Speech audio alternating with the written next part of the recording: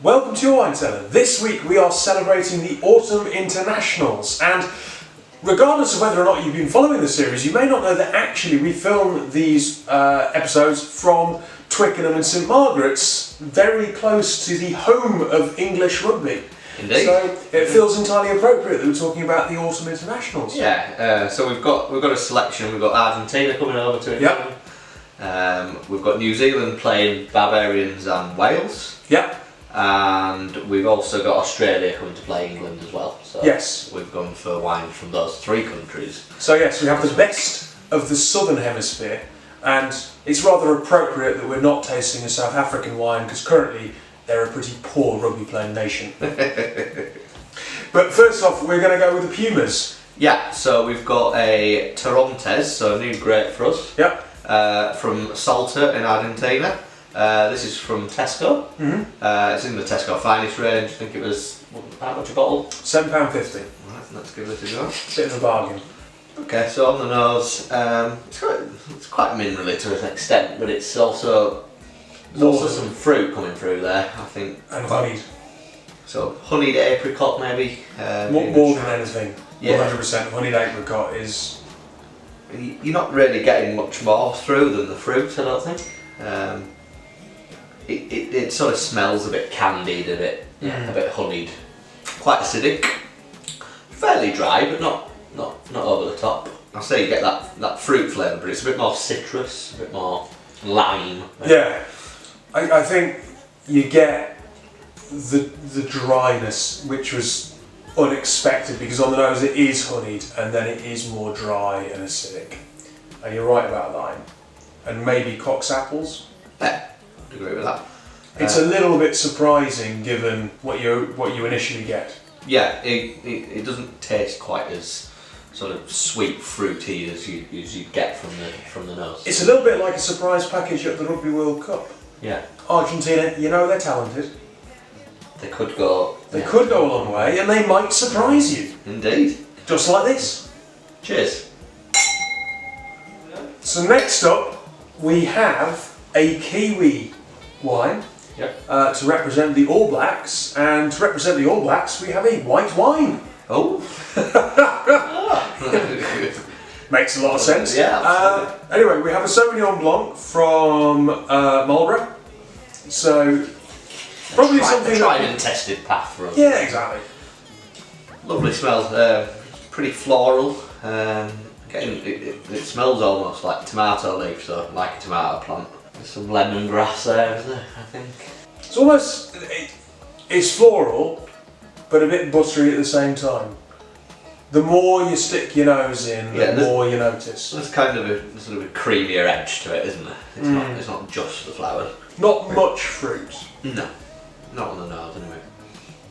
Okay, so it's quite acidic. It's pretty acidic, but it's also quite it's quite smooth. It's not very sharp, is it? It's not that zingy flavour you sometimes get with a Sauvignon Blanc. I don't know where the vineyard is, but you could imagine it being limestone or something along those lines. It has that. Yeah, that stony sort of. Yeah.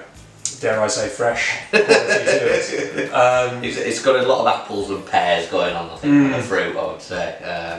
And it lasts. It stays in the mouth quite. Yeah, absolutely. The acidity, I think, helps on that front. It really does linger. Linger is probably not the best word. Linger is not the best way to describe a wine.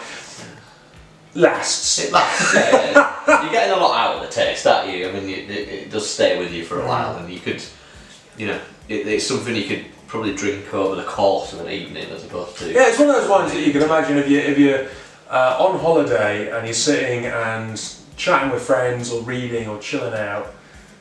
You're not gonna just. It's very drinkable, but you're not going to get rid of it very quickly. You're not going to knock it back. No. You don't need to. You can enjoy it. Because of that lasting flavour. Yeah, you can really savour it. So our last wine is an Australian red. Australia, if we're perfectly honest, is probably the most successful rugby playing nation, so maybe the best till last. Yeah, why not? Historically, Aussie's fantastic, and this is a red wine that you can pick up in Waitrose for $9.99. It's Atkins Farm. McLaren Vale, it's a Shiraz. Bit of a nod to Bill McLaren then, on the rugby front. Absolutely. Not intentional. Okay. Sort of Spicy. fairly complex on the nose. There's quite a lot going on there. There's some fruit. It's There's spicy. some like forest fruits, bit of black cherry. Yeah, it's got some spice, bit of black pepper. Yeah, kind of cloves, black pepper. Yeah, 100% with the black cherry. A little bit of aniseed, I think. That kind of smell. There's almost a hint of sort of tobacco as well, I think. Yeah, it has a smoky quality. Yeah, definitely. Maybe a bit of chocolate on there. Something caramelly, sort of sweet chocolate, like milk chocolate, something like that. So still a fair bit of fruit. More sort of red cherry, strawberry. But that aniseed develops into licorice. Yeah, there's a licorice flavour element to it. Maybe a bit of sort of coffee flavour as well. It's quite tannic. Really cuts the mouth a little bit, doesn't it? It's got plenty from the grape, but it's obviously picked up a lot from, you know, wherever the wine is made from the barrel. There's a lot going on that it's picked up flavours in it in the process where they've been making this wine. Yeah, reasonably complex. Certainly on the nose, there's a lot there, and on the taste to a certain extent. It does stick around a little bit in the mouth as well, like the wine we previously had. I think, like many a good Australian team, up front there's you know, a strong forward line getting you on the nose, but then there's plenty else going on there from the backs and the wingers and everything else potentially. Bit of flair in there. Yeah, exactly. And it's remains quite well balanced as well.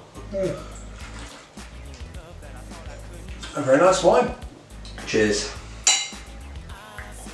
This week we've been celebrating the fact that England are kicking, well, not just England, but England, Ireland, Wales, Scotland and France. What's internationals or just the home nations? I think it's England, Ireland and Wales. I'm not even sure Scotland. I don't know if Scotland are playing. Oh, fair enough. We're celebrating the autumn internationals at any rate. And we've got 3 wines from the touring teams from the Southern Hemisphere. First off, we had the Pumas. Yep, the Torontes Argentinian White. Yep.